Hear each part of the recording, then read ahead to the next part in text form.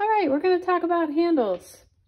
This video should be called How I Fell in Love with Handles, or How to Fall in Love with Handles, because when I started doing handles, there were a lot of tears.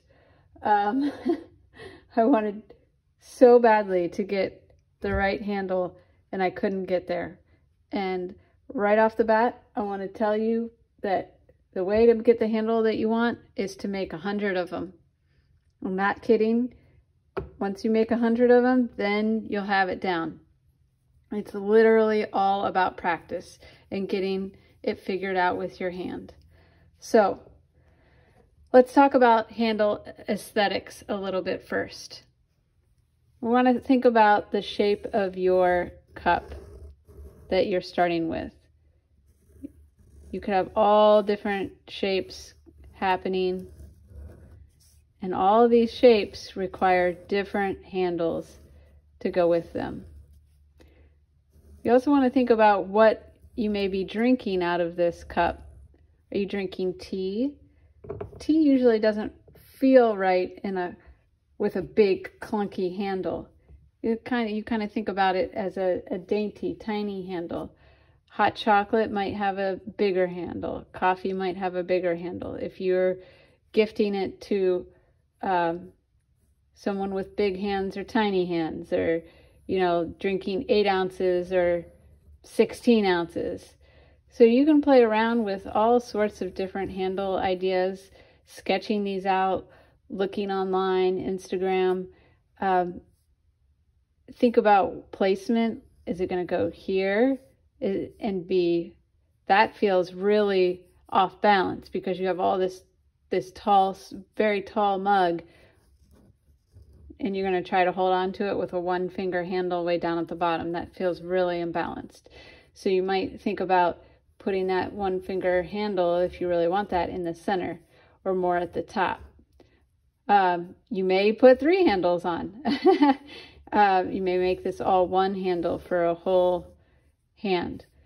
One thing to be cautious of is to not be making the handles too big.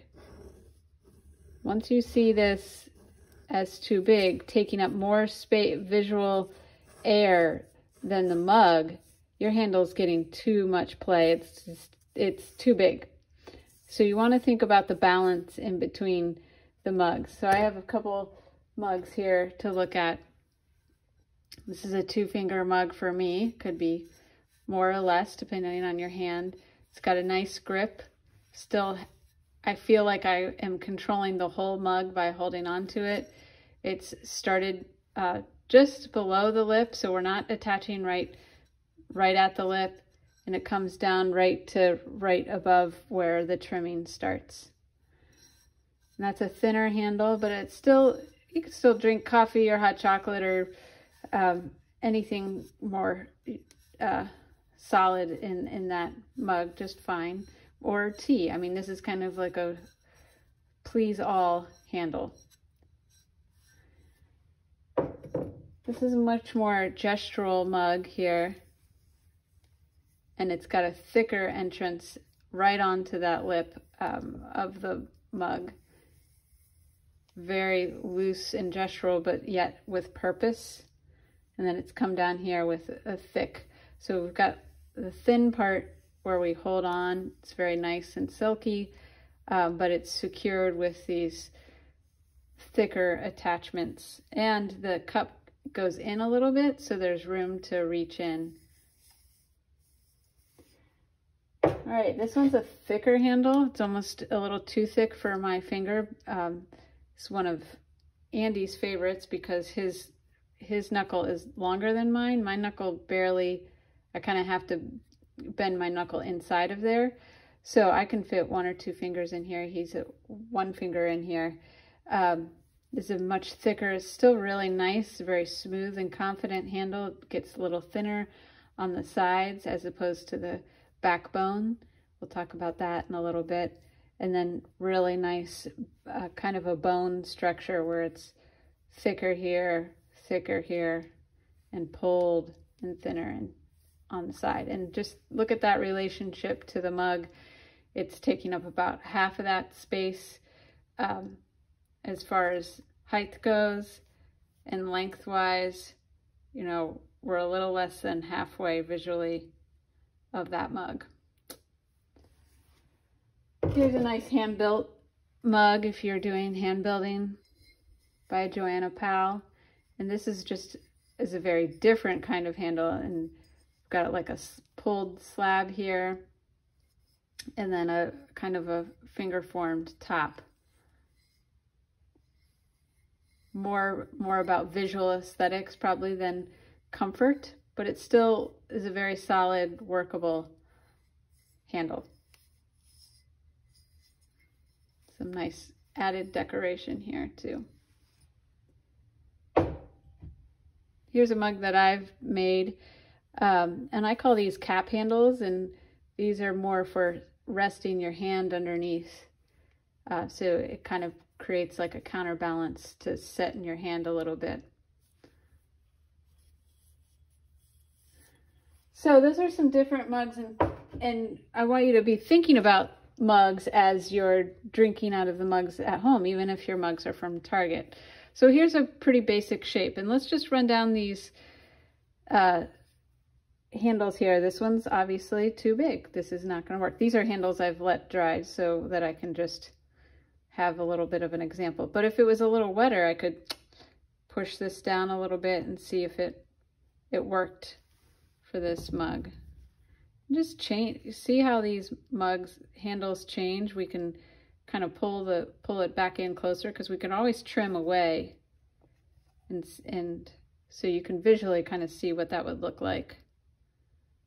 That wouldn't be so bad. And sometimes I pull a bunch of handles, and I play around with which ones look better, and who should go with which character, kind of. So see, this is what I'm talking about. This is a nice shape for this mug, but it's way too big. It's visually almost as large as the mug. And so if I liked this shape, I might just come in here. See, these are too dry. But I might come in here and just slice off an inch or a half inch off of both sides, so that visually, if we are cutting that off there, then that starts to look a little bit better. All right. This one I think could work if I pulled it a little bit more out. And we'll get to how-tos with all of these. I just want you to be thinking about what shape might go with which mug based on the shape of your mug. You could also think about, you know, the angle that you're putting at. Again, way down here on a big mug, it just feels like this whole top is going to pull out of your handle. So you want to make sure that you feel like you have good control and can play around with that a lot. I have some actual handles we're going to put on these mugs, but I'm just showing you how you can play around with it a lot. And how some handles are just way too big, because that is the first mistake of hand builders. So see how I've got this nice division here, and I want to work with that with the handle. So if I put this really big handle on here, those two things are not speaking the same language, and you want to think about how can they become one, so the awkwardness is gone, unless awkwardness is is the key of your artwork. But mostly when we make pots, we want it all to speak well together. So again, this is that same handle, and if we take it, it's a little big still, but it's starting to feel a little bit better if we would trim just a little bit off. So let's get to making some mugs and our handles, excuse me, in our next video.